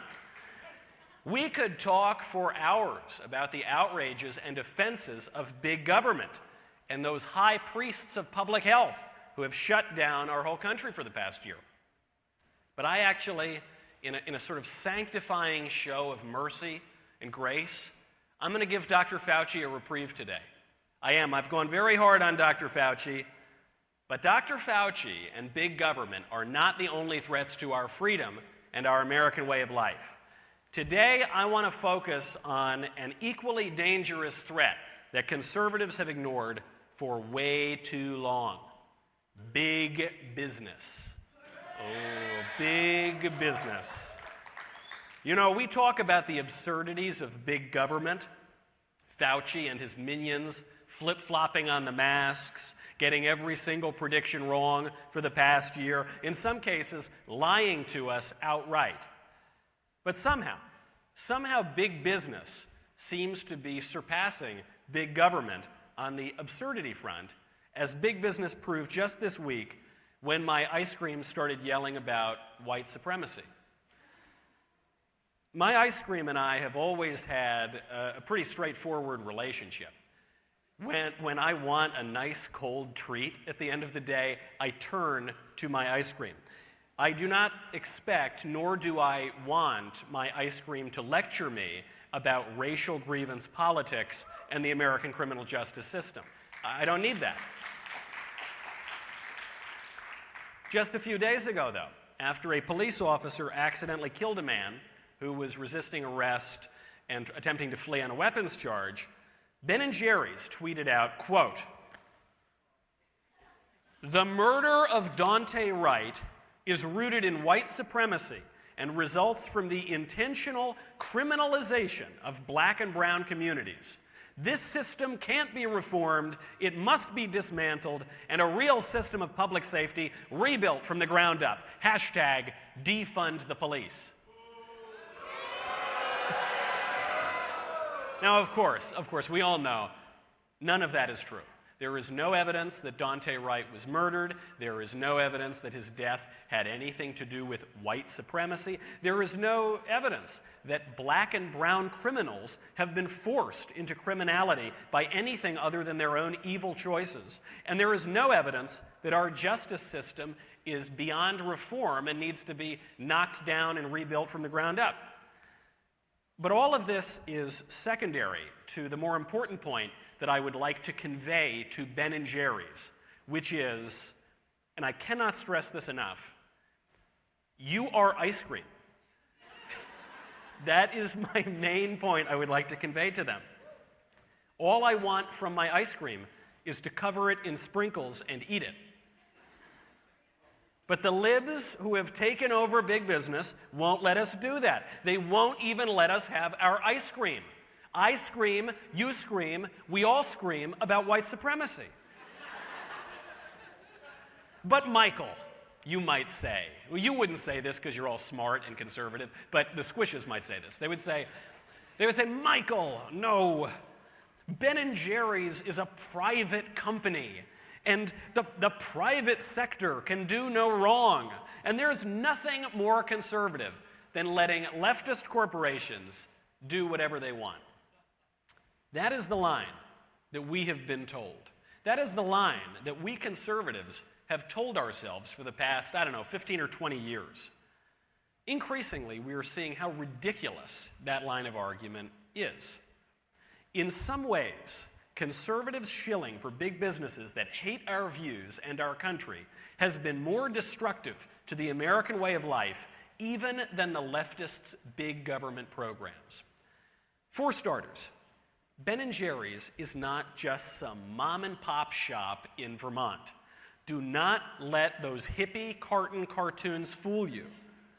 Ben and Jerry, the men, were always tree huggers. They incorporated leftism into their marketing from the beginning of that brand.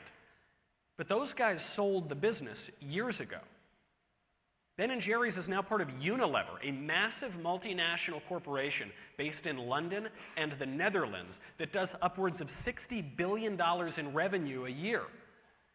What exactly is conservative about allowing some multinational monstrosity with no loyalty to our country spread lies and arouse divisive passions and undermine the American system of justice? What conservative principle requires that we let woke corporations ruin our country? A couple of weeks ago, Delta and Coca-Cola and Major League Baseball, all of these corporations, they decided to attack the state of Georgia. Why did they attack the state of Georgia? Because the people of Georgia, through their elected representatives, had the audacity to pass an election integrity law. Pretty basic stuff supported by overwhelming majorities of all Americans across all demographic groups. We're talking about things like voter ID. We're talking about things like restrictions on campaigning at polling places. We're talking about rules against buying votes. Pretty basic stuff. Now I know, I'm going to get in trouble. I know that we are not supposed to raise any questions whatsoever about the 2020 election. I know we're not. I know that big technology, another great big business strikes again, big technology companies have threatened to deplatform, to censor, to cast us into outer darkness where there is wailing and gnashing of teeth. If we suggest, even in the slightest way, that the 2020 election was kind of maybe a little bit weird, right? That it's a little bit weird that Democrats changed a whole lot of the election rules in the weeks and months before the election, in some cases in outright violation of state constitutions. We're not allowed to say that. So I would never say that. But even beyond the 2020 election, it's not just about that. Political operatives try to steal elections all the time. Always have, always will. Democrats do it a lot. Republicans have done it too. Just a few years ago, Barack Obama was calling for some of the very same election integrity measures that Republicans are now calling for. This is not radical stuff. But election integrity was too much for Delta and Coca-Cola and Major League Baseball, lots of other corporations too. They called for boycotts. They pulled some of their products. They tried to strong-arm Georgia into abandoning the election integrity law. They showed us why it is so important for conservatives to fight back against the leftist radicalism of big business with just as much determination as we would fight against the radicalism of big government. To the squishes who have dominated the conservative movement over the past 20 years, the suggestion that we ought to push back against big business is tantamount to heresy. They will clutch their pearls. They will rend their garments. They will accuse us of abandoning true conservatism, capital T, capital C, trademark sign over the M. As if there's nothing more conservative than letting leftist oligarchs undermine our constitutional order. Thank goodness those hapless squishes have lost their stranglehold on the GOP and the conservative movement.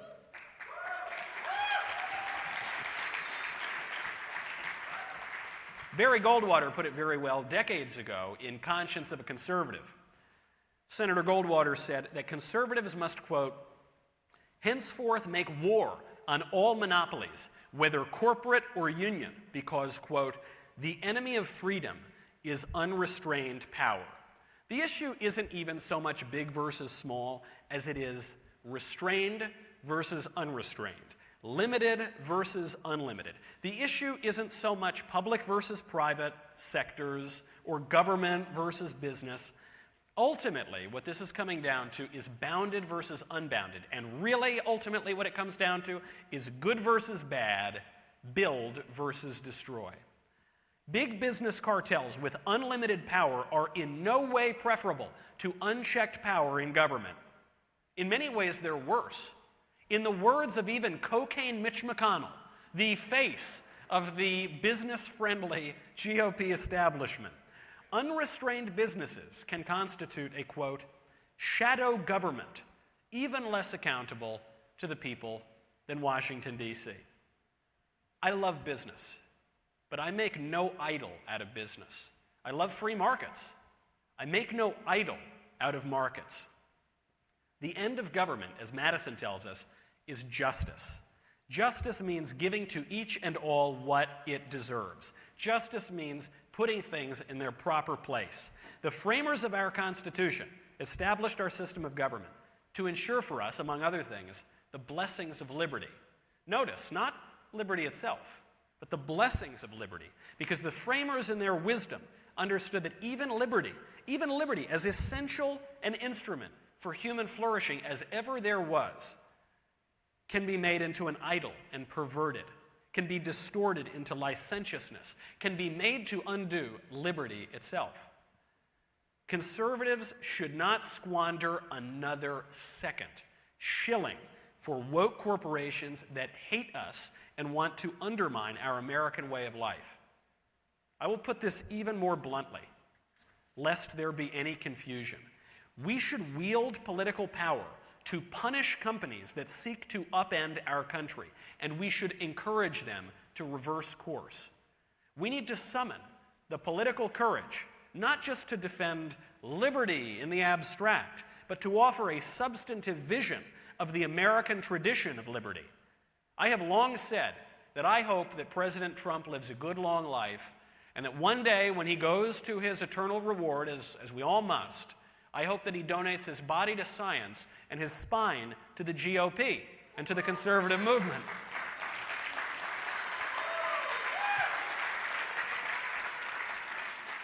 I spell this out at great length in my upcoming book, Speechless, Controlling Words, Controlling Minds, which is currently available for pre-order. Probably not once the woke corporations see this speech, and then they're going to yank it. So you can pre-order now if you still can.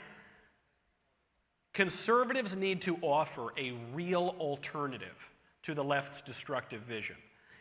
Enough of the abstract platitudes. Enough of the slogans about procedure. Enough of the dime store philosophizing about freedom in the abstract. Liberty has meaning only to people who know how to use it. And free speech only matters to people who have something to say. So speak up. Defend what's right, attack what's wrong. Promote what is true, reject what is false. And wield the political power given to you by the people and by the Constitution to defend and conserve against all threats the real traditions of the country that we love. Thank you very much.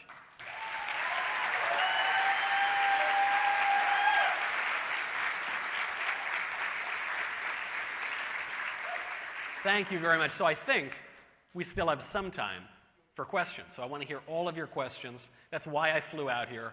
There's no big tech sensors in between you and me. We're all in the same room, all breathing the same air, all irritating Dr. Fauci. So, first up.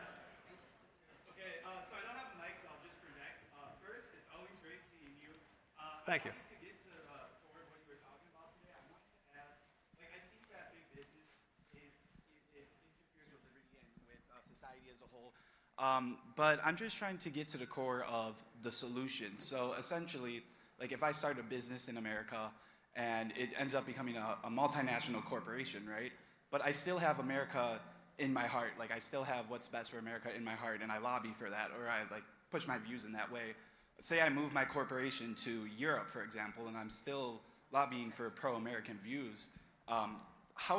What oversight would you have to like coordinate a plan like that? Because I agree with the issue. I'm just trying to figure out exactly how it would work. Like Biden, for example, would be like, this company in Europe probably wouldn't happen, but they're promoting gun rights in America. We need to stop the influence. So how do you foresee something like that?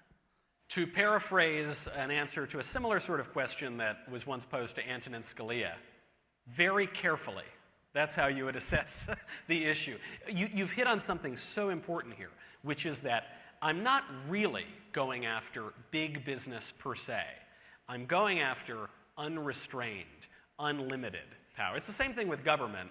It's the same thing with really any institution in this finite world of ours. There is a difference, I think, to be drawn here between good companies that seek to help America and want to defend our institutions and our cherished rights and our way of life, and companies that want to destroy it. And I think for too long in the conservative movement, for many, many years, conservatives understood this better than anybody. And over the last 15 or 20 years, conservatism has atrophied to mean nothing beyond mere proceduralism. We have now come to doubt our own rational faculties. We've come to doubt our ability to discern between right and wrong. There is a prominent sort of pseudo-former conservative writer who famously, infamously, described Drag Queen Story Hour as a blessing of liberty. I think you can hear James Madison rolling over in his grave hearing that sentence. The argument, of course, and you heard many conservatives make it, some of us may have made it ourselves over the time. I'm not exempting myself from this issue. It was a mania that took over conservatism. But you would hear a lot of people say, well, we can't discern between good and bad, right and wrong. Because look, if I say that you shouldn't be able to burn the American flag, well then you might say that I can't burn the Soviet flag or the communist flag. And how can we relate to, they're both flags, right? Kind of, they're very different flags. Well, if I say that you shouldn't be able to twerk for toddlers at the public library for Drag Queen Story Hour, why, goodness gracious, pretty soon you might tell me I can't go to church. First of all, they're already telling us we can't go to church. Second of all, there's a difference between Drag Queen Story Hour and church. And furthermore, if we cannot count in some way on our moral conscience, which is a judgment of reason, if we cannot count on our intellect and our higher will to discern, at least vaguely, between good and bad and right and wrong and true and false, we can't govern ourselves. That is the premise of self-government, is that you can make judgments about these things. And so it's a very long answer to your question, but I think your question really opens up the heart of this topic, which is we should err on the side of prudence and caution, as all good conservatives do, but we should be willing to step up and recognize that some things are true, some are false, some are good, some are bad, and building and destroying are totally different things. And when there is a concerted, powerful effort to destroy our country, we should not just roll over because of some shallow, ridiculous proceduralism that some squish foisted on us 10 years ago. Great question. I had one more follow-up really quick. I know we're short on time. Really quickly, I would also like to know, would you be okay with removing board members if they have nefarious political activities along the lines with what you were talking about, specific individuals on boards, and would you be okay with something like that? And at what point would it be too much interference? Totally, absolutely. You know, this is a topic that the conservatives in the last 10 or 20 years have really squandered a lot of their serious thought and their heritage on. It's because of the confusion that arises from cancel culture. Cancel culture is obviously a real thing. We're seeing it happen right now. But it's a specific thing. Cancel culture is not essentially about free speech versus censorship. It's about different sets of standards. There have always been limits to speech. You could always get in trouble for transgressing certain limits. Very famously, this happened in the 1940s and 50s when we were prosecuting communists, when we were trying to boot them out of the State Department, when they were spies for the Soviet Union, and we were trying to boot them out of Hollywood because they were beginning then to take over our culture. Obviously, they succeeded, and they now dominate our cultural institutions. It is very good that we went after the communists in that way because they were very openly seeking to destroy our country. Now some conservatives back away from that. They say, no, that was really bad. We should totally let the communists run over our culture. On one hand, they'll say, we need to take back our culture. On the other hand, they'll say, we can never fire a screenwriter because he's a pinko. We can never kick out a professor because the professor's pushing a racialist, anti-historical ideology such as critical race theory. Yes, we can, to quote a famous politician. Yes, we can. We can assert standards. It is the only way that we will have anything to conserve. Next question. Hi, Michael. So I am a junior at Arizona State. I am studying criminology right now. And I'm just going to read you a sentence out of one of my textbooks. So this sentence is talking about the practice of blaming victims, so basically blaming victims of rape, and essentially making them feel like it's their fault. So the sentence says, victim blaming practices are heavily influenced by cultural factors such as the acceptance of traditional gender roles or conservative religious values in these rural communities. So I guess my question is, how do we as students, who majority of students would just read right past that and believe it and not question it at all, how do we as students in a classroom just call into question these things without getting really jumped on by our professors? You know, nothing in life is free. I hate to give you a little tough love here, but very often students will ask, how can I stand up against this insanity, the lies that are being taught, and the really destructive ideologies in the classroom? How can I stand up against that and make my views known and not suffer any consequences for it? You can't. is the answer. I recommend standing up. I've never been able to keep my mouth shut, and I have suffered some consequences for it.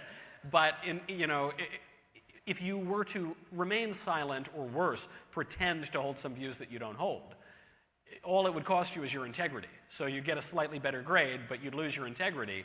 Well, who cares? So much for that. And then sometimes kids will say, well, look, very often if it's a high school kid, I'll say, look, I'm going to keep my mouth shut now, but once I get to college, then I'll speak up. Well, there's grades in college too. So, okay, I'm going to keep my mouth shut, but once I get into the real world, then I'll speak. Well, I'm in law school. I got, it's the grade thing. Okay, then I'll speak up. Well, I'm at this law firm. I'm a first-year associate. Gosh, I kind of need that promotion, then I'll speak up. Do you really think that it's going to be easier to speak up when you actually have bills to pay and a family to support and a career to defend? No, of course not.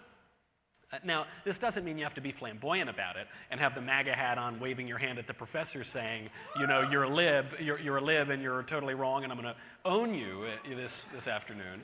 But it doesn't mean you don't have to do that either. What is being taught under the guise of, there's some smatterings of applause for owning the libs, as there always should be.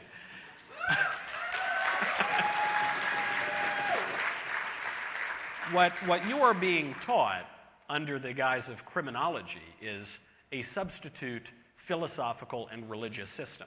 What you're being taught has nothing to do with criminology. You're being taught to disavow Christianity and all of our traditional mores in deference to our established state religion of secular progressivism.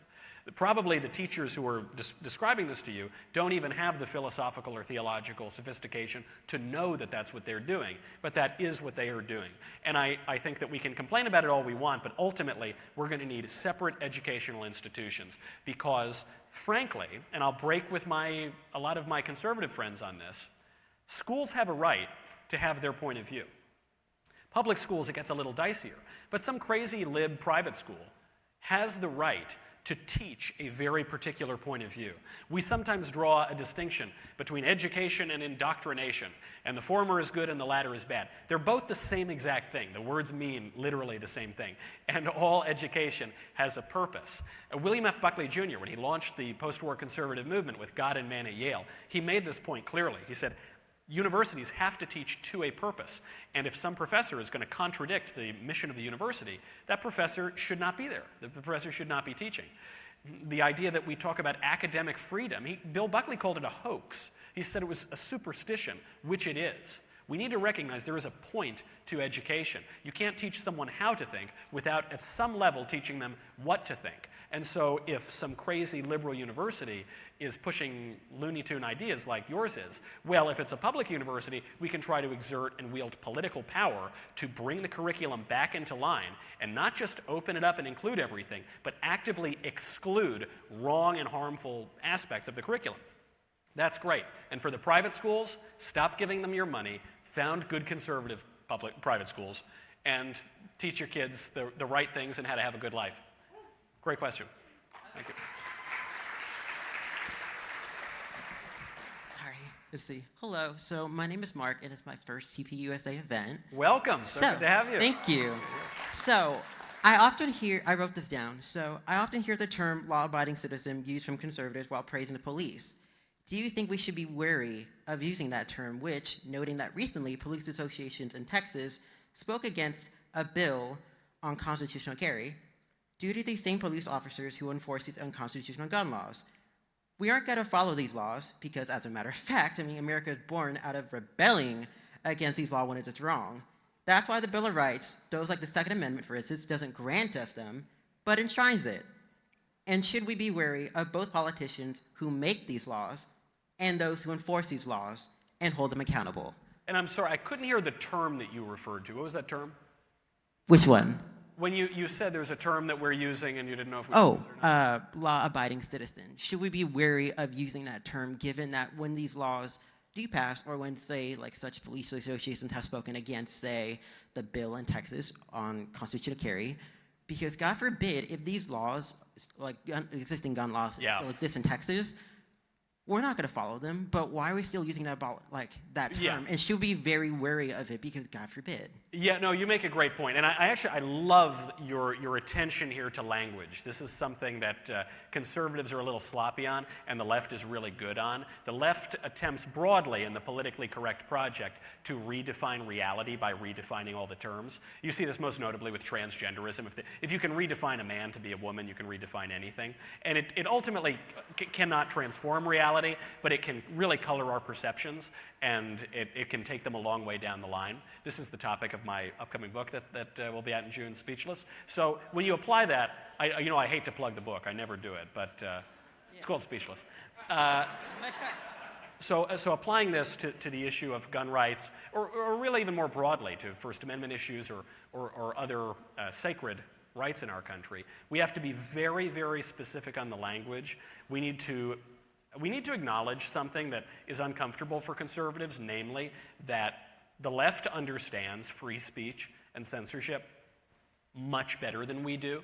I think we like to pride ourselves on understanding this way better than the left. We don't. They are light years ahead of us. That's why they're so effective. And we need to listen to what they're saying, because the language that they are using about us right now, especially during COVID, is that we are a public health threat, that we are actually threatening the physical life of the country. Never mind, by the way, that the majority of the states where, in terms of raw COVID numbers, are Democrat states, and in terms of 7-day averages, all the top 10 are Democrat states. Forget about that. That doesn't matter at all. We are supposed to be the public health threat. In that kind of environment, we need to be able to protect ourselves because the threats of violence have become very, very tangible.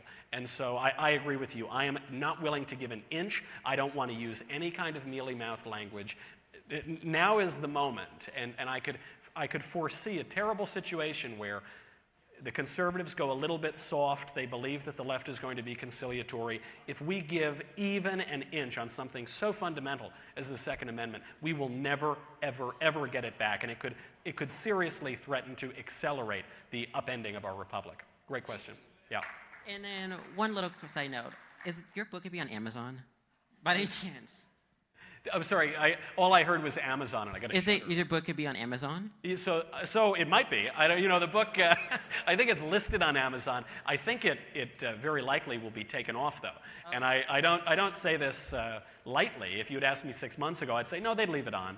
But Amazon continues to take books off of its platform that it disagrees with. Very famously, my friend Ryan Anderson has a book. It's got the greatest title ever on any book, called When Harry Became Sally. And it's a scholarly book about the transgender moment.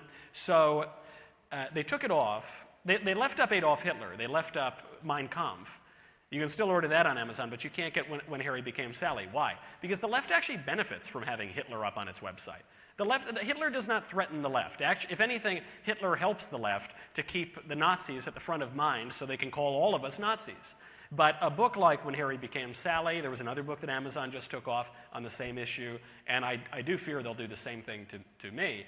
That actually does threaten the left. So I'm happy to leave it up on Amazon now, and if we can get the message out and use their massive platform, I think that's a wonderful thing to do. I don't think conservatives should concede those private spaces. I think the left has recognized how to wield political power. We need to as well. And the way that we're going to fix Amazon is not by boycotting it. It's one of the most powerful companies in the world. The way we're going to fix Amazon is by leveraging real political power when we have it and bringing them back into line.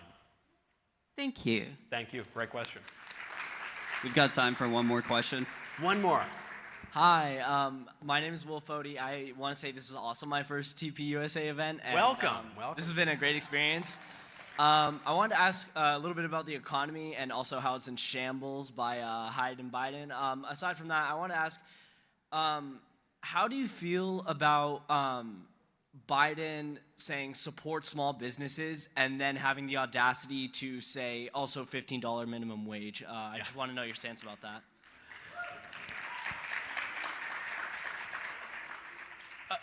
Joe Biden has not had a coherent thought since the 1970s, if that. I don't know that he had any then. He's He's an empty suit, right? I actually don't even think he's a radical. I think he is like the form of a man. You see the shoulders, you see the legs, but there's no man in there. He's just an avatar of political winds. He wakes up in the morning, he licks his index finger, puts it in the air, says, oh man, come on, man. It's blowing left today, man. I guess I'm going to be blowing left too.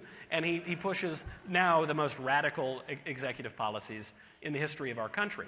But you raise a kind of interesting question here, which gets to the heart of what we've been talking about all day. Why does big business go along with this? Why? Why does the left-wing businesses, these are very profitable companies, why do they go along and support a party that's going to raise their taxes, raise their labor costs, though actually lower their labor costs in some cases because they're pushing for an open border where you're going to get illegal, very cheap labor. But why are they going along with this? It's because this distinction between the public and the private and the government and the businesses, it's pretty blurry. What there really is, I call it the blob. It is the liberal establishment, and it's all kind of the same thing.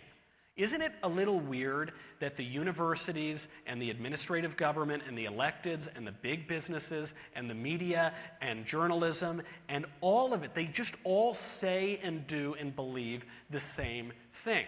And there are not really neat distinctions between them. It is a power structure. It is a process that the left began 100 years ago. This also is, coincidentally, a topic of my book, which is it's called Speechless, Controlling Words, Controlling Minds. I don't know if I've told you that.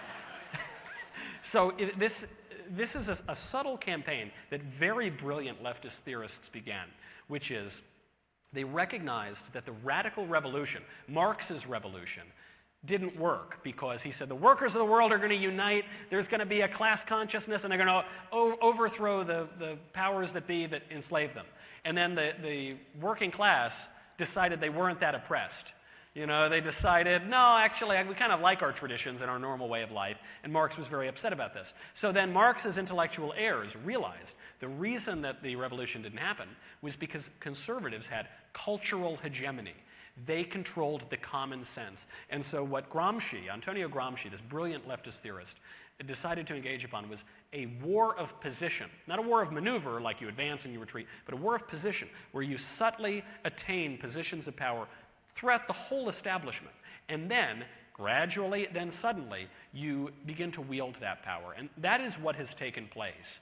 And conservatives, I think, just missed it. We missed what happened for the past 100 years. And when really, this is not about ticking up the minimum wage up and down a little bit or about raising taxes a little bit. All of that is marginal. What this is really about is a major political power grab by the left throughout all the institutions of our society, public and supposedly private. And if we want to fight back against that, we need to, first of all, recognize the rules of the game, and then actually summon the courage, which is a virtue. It's the prerequisite of all the other virtues. We need to summon the courage to wield that political power. That takes moral courage, it takes a moral vision, it takes a substantive politics, which we've totally gutted ourselves of over the last 20 years. But I will tell you, looking around this room, hearing excellent questions, such as the ones we've gotten tonight, it does give me a little hope, because I think conservatives are waking up, especially young conservatives, but even boomer squishes are kind of getting it. That's a very good sign. We got a reprieve during the presidency of Donald Trump.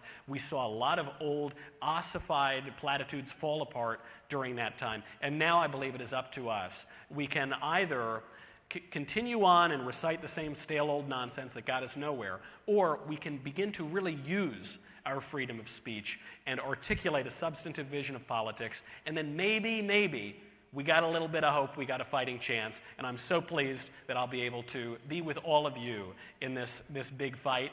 And if we go down and they ship us to the gulags, at least we gave it a good fight, and we'll have a lot of good company together in those gulags. Thank you very much. Thank you to everybody. Great to be with you. Thank you.